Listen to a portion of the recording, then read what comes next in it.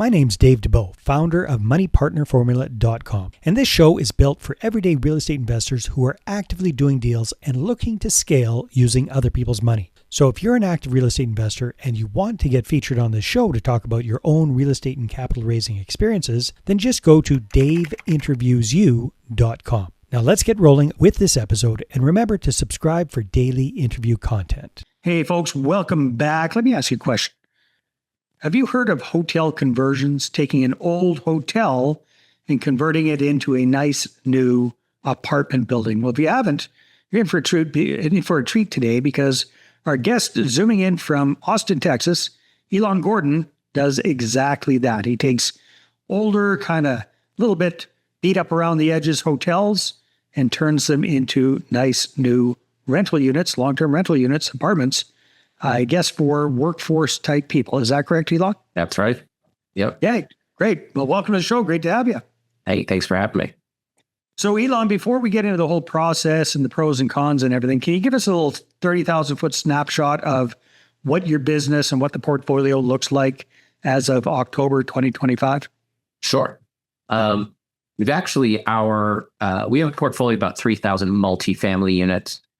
We've actually hit a kind of an inflection point now in kind of our regular value add cycle of buying, improving, and selling properties, where we actually have more hotel converted units than other. Actually, I'd say it's probably half and half right now. Okay. We're really built off the back of multifamily ownership and operations, right? And kind of through the kind of once in a generation opportunity to buy distressed hotels, kind of brought that into the fold as an additional line of business to get to multifamily, right? Now that those construction projects are done, we're operating them as multifamily. Cool. Very, very cool. So you got about 3,000 doors, and about 1,500 of them, give or take, are with this quote unquote new asset class, turning a hotel into apartment building. So, okay, walk me through, if you would, paint me a mental picture of one of your favorite hotel deals, what this thing looked like and what it was before, then during, what you guys did to it to do the renovations, and then the sparkling, beautiful princess it turned into at the end. Sure. So you can imagine, during COVID, just, reservations are down 90%. And so, with fixed debt through 2020 and 21, just kind of can't make those numbers work. And so several of those, we had a bit of a track record prior to COVID. And so with the hotel conversion? With hotel conversions specifically, right? And so that kind of put us in a place to, with full cycle exits as well. And so we were in a position to kind of jump on the very obvious opportunity that everyone saw out there in the market, right? Buy hotels for 75% off of their prior peak. That wasn't the genius, right? It was really the execution. And so I would say, my favorite project here is a tower in Houston, of which, it's not a downtown tower. It's in the energy corridor. It's called Teak Living, and was a full service hotel owned by a publicly traded hospitality REIT. And it was shut down for COVID, right? They just kind of kept the... How many rooms did it have? So about 350 rooms in a tower with, a giant, ballroom space, event center, all of that. So big footprint on the first floor, but then a tower of all the hotel rooms, and, completely uniform. Every single room, minus, call it, the presidential suite on the top floor, that kind of stuff. But really just kind of a monster of a tower that's just completely empty for COVID, right? Yeah. And then in Texas, we had in February of 2021, we had a hard freeze where the electricity, the grid was out across most of Texas for like a week. And so a lot of people had damages to their homes and whatever. And this particular property, due to that freeze, had, I think it was sprinkler or just domestic water pipes burst inside of it, right? And so you had a whole first floor with, a foot of water in it. So what a disaster. So, that's called a motivated seller. Extra motivated. There you go. So even if there was a desire to bring that hotel back, there wasn't the dollars or the wherewithal, right? And so come 2022, we had picked it off and as just we bought a completely empty hotel, right? So just to give us an idea, what was that worth pre-COVID? And were you guys able to pick it up? So that's a good question. I haven't thought about in a while. I'd probably estimated in the $20 to $25 million range. Okay. We picked it up for less than $5 million. Oh my God. Just as a freight reference. And so then, we work through, Houston, quote unquote, doesn't have zoning, right? It doesn't have public zoning. You could put any use anywhere. There are actually a lot of private deed restrictions that hold you back from doing just anything. This actually included one that said no multifamily. Well, had to work through that. Got that uncovered early during due diligence and took care of it. Ultimately, that the neighborhood association governing that was happy to have, I think it's 10 million plus, invested into this, ghost asset, right? That was just hanging out there, literally, inviting people to come and crash inside. So it's got, just has great bones. It's a triple height ceiling when you walked in. It's a very grand experience, and the flag had just kind of gone down over time. Originally a Crown Plaza hotel, so you can kind of get an idea of the oversized everything there, and in Houston, and so, but built in the mid '80s, and so it's kind of it is a typical full service hotel from back in the '80s, and what I like about it is, it's concrete, everything with just, great bones, and was actually, since it was run by a big REIT, operations were fantastic. It was just in great shape, minus the sprinkler, all that flood damage, right? Yeah. So, we had to work backwards to kind of figure out, there's lots of, there's kind of zoning and then, building. Yeah. So I was going to ask you, how do you reconfigure 350 hotel rooms into apartments? Yeah. We actually, in our platform, just kind of a general rule, like to purchase hotels where a 350 square foot hotel room makes sense in the local submarket as a 350 square foot studio. So creating 350 studio apartments out of this, basically. So this is one of our exceptions, right? Oh, okay. So that's what ideally you'd like to do. Exactly. And we've done, over 1,000 of, just one hotel room to one studio apartment. And in this case, there's kind of two reasons. All right. Number one is, the Houston market is not a market just kind of overall where a 350 small room makes sense at all, right? People are there for large space and cheap rent, kind of anywhere you go in Houston, right?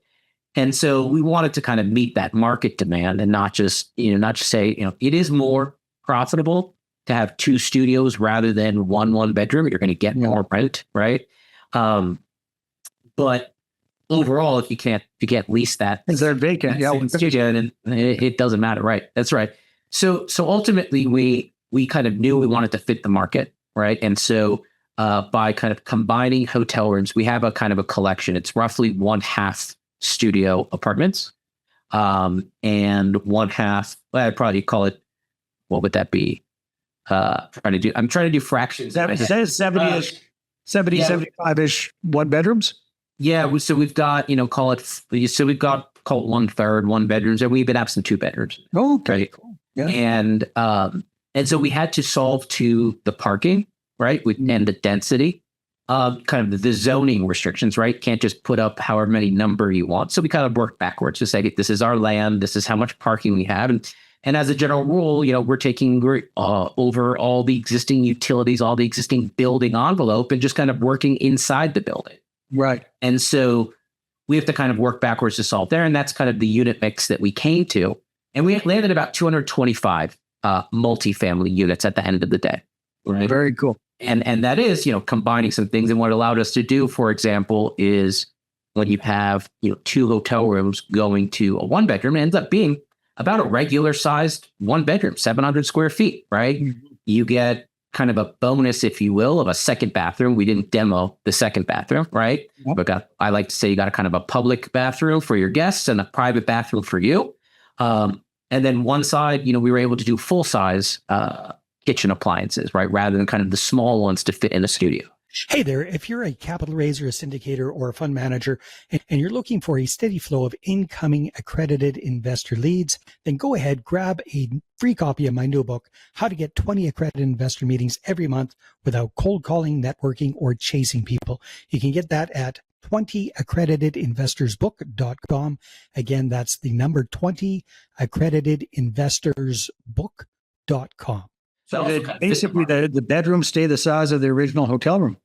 Yeah. So what you have is basically one hotel room that kind of doesn't change at all. And then the other one that the room of it, beds are gone and that's where your kitchen goes. Right. Yeah. So you have kind of a TV room with kitchen and private, right. And so there's a lot that goes into that on the construction side. We have a general contractor and a property management company all kind of under the same umbrella. So we're able to really think about the process from start to finish and control it, where as we're delivering units, we can be leasing them up, right? We're working over here on this side of the building while people are leasing on that side of the building, and kind of toe that line. And this is, the Teak Living project is our 9th hotel conversion project, right? Every single one of them has unique qualities to it. Well, I was going to ask, so with this particular one, it sounds like it already had big ballrooms and restaurants and foyers and all that kind of stuff. What do you do with all of that? Excellent question. So that is, in our point of view, free space, right? In effect, you pay per key. That's where you're generating revenue. And either for us as multifamily experts, right? Any of that other space, number one, is not going to be multifamily, going to have some other use, right? And so we effectively don't underwrite it, right? We want the deals to work and make sense without that. And because we were buying in COVID, the numbers certainly did make sense, right? Yeah. And so that is effectively, I've got, floor, walls, and ceiling, right? Now I'm going to go figure out what's next. And that all kind of becomes future upside that we'll figure out. We actually, those areas right now are just demoed out for us, right? Where we're kind of flexible on that future use, right? But we've got either a 1.5 height or double height ceiling in those areas. And we just kind of demoed out the walls inside it. So we can have one big area. So we're floating around, multiple options, but as long as we keep that, under the agency lending percentage of alternative use, then we can still get a cheap agency loan at the end of the day, which is really kind of everyone's concern, whether we refinance, whether we sell to, someone else who's a good operator. Everybody wants to be able to get that agency loan. And that's kind of what we solve to on the front end to say, will every last unit be approved for an agency loan and be financeable, right? And so all of that, requires your certificate of occupancy as multi. So I was going to ask you, Elan, zooming out for a minute for folks who have no experience with the hotel conversion process, big picture, give us the pros and cons of doing this versus buying an existing apartment building or building a new apartment building. Yeah. So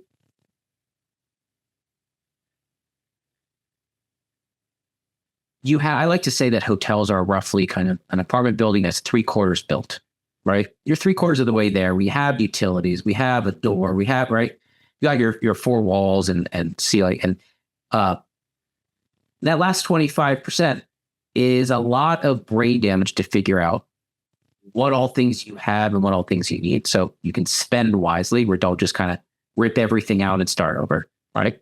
That kind of would defeat the point of... Then you wouldn't be 75% there, you'd be 50% there. Yes. And so, spending a lot less dollars per unit, we generally kind of spend around $50,000 per door to convert it, right? Just kind of very big picture. That includes the amenities, that includes the exterior, kind of everything.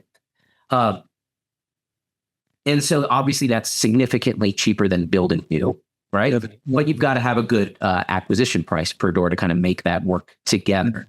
And so, the upside is kind of being able to deliver faster, right? And you can certainly You can actually kind of separate out the larger building and say, okay, this half is going to be leased as a hotel while I'm working on this other half. Oh, it gets And then kind of swap it around. Hey, okay, I'm going to lease this as multifamily as I bring the rest of the hotel to multi. Mm-hmm. So you have the kind of a faster delivery timeline and less to do, which both, are intertwined tightly. And that's kind of the good news, right? And so kind of if you're buying it right and you're spending certainly a lot less than going ground up, right?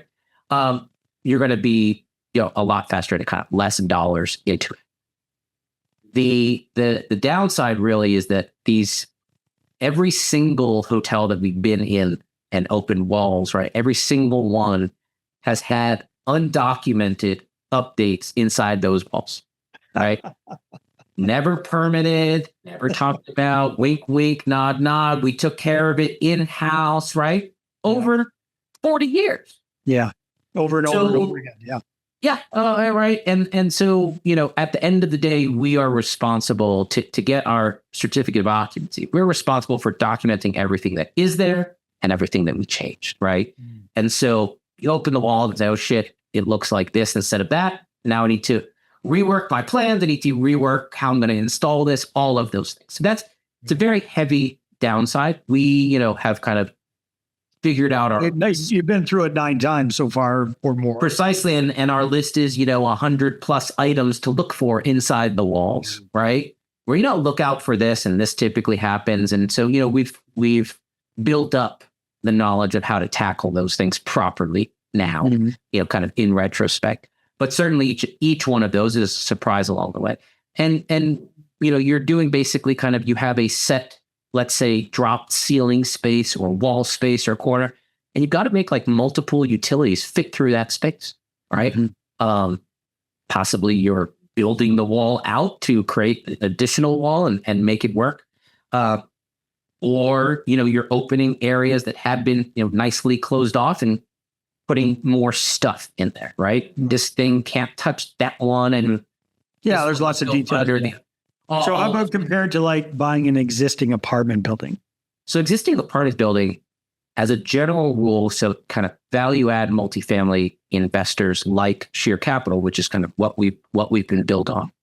We're really doing renovation and not construction, right? Meaning nothing in the walls. All the utilities are there. Yeah. And so no permits involved, no drawings, etc. And so that is awfully simple, right? The difference is you're paying for the cash flow that's there. The enterprise. Yeah. So basically the big picture is you're able to get these hotels at a steal of a deal sometimes, right?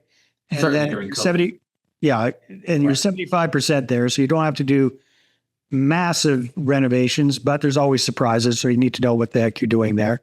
Yeah. And then you can also keep half of it as a hotel to keep some cash flow going while you're renovating the other part, and then get that all rented out and then renovate the first part. So there's lots of flexibility that way to generate cash flow. Yeah, it makes a lot of sense. I guess the only limiting factor might be finding hotel owners willing to sell at the price you need to buy them at.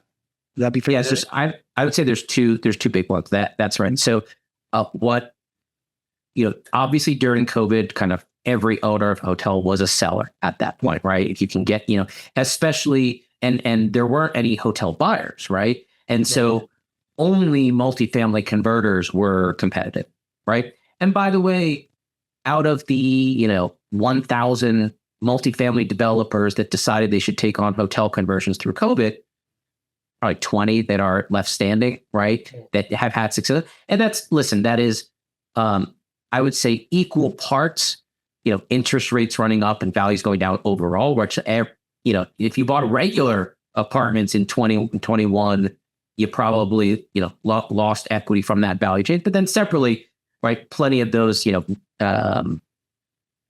wrinkles that you find, in the wall that you didn't know about. And if you don't kind of build up that experience over time to go, to figure it out, on our first COVID era conversion, right? Everything went wrong. We doubled our CapEx budget, maybe even more, right? We really missed it. But the second one, only, we went 1.5 times the budget. The third one, 1.2 times the budget. The fourth and fifth one on budget, right?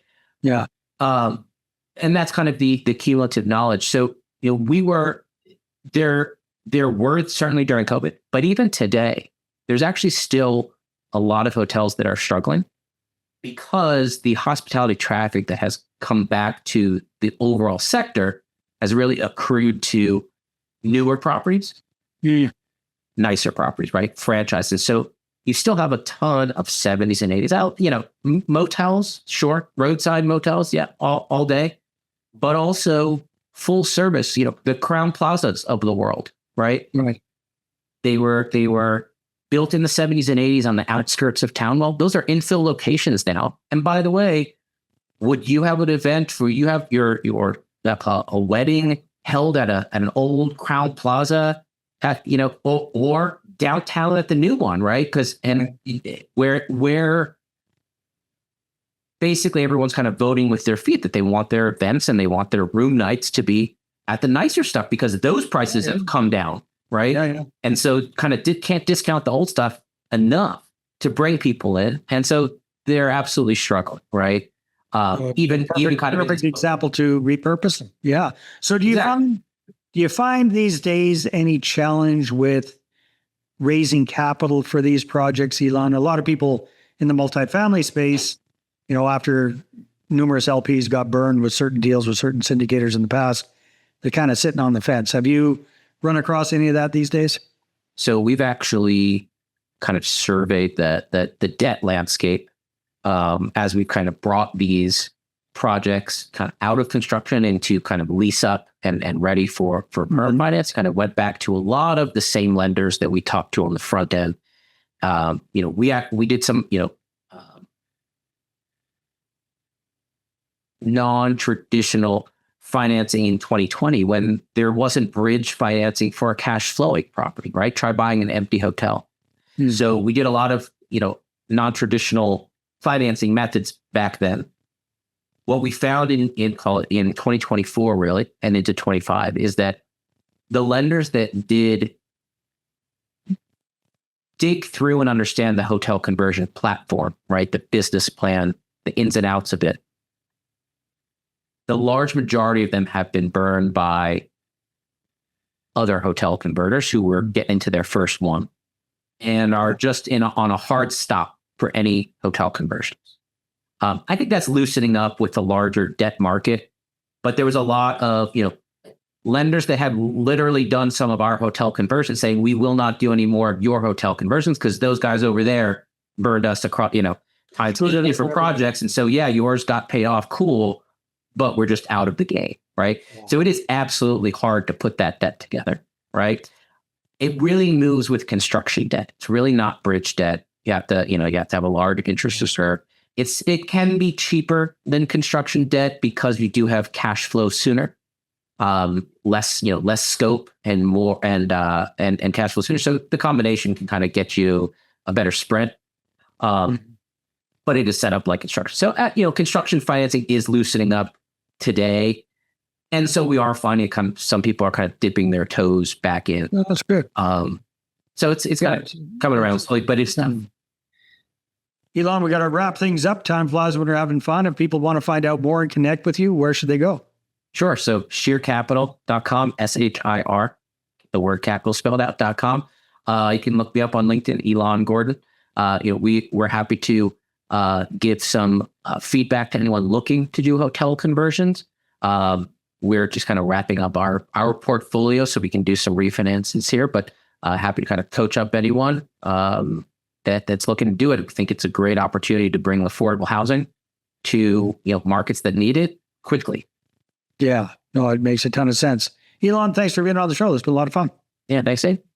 All right, everybody, take care. We'll see you on the next one. Hey there, I really hope you enjoyed that episode. And as always, if you want to listen to more daily interview content, make sure you subscribe. And if you're an active real estate investor and you're doing deals and you'd like to get featured on this show, then just head over to daveinterviewsyou.com.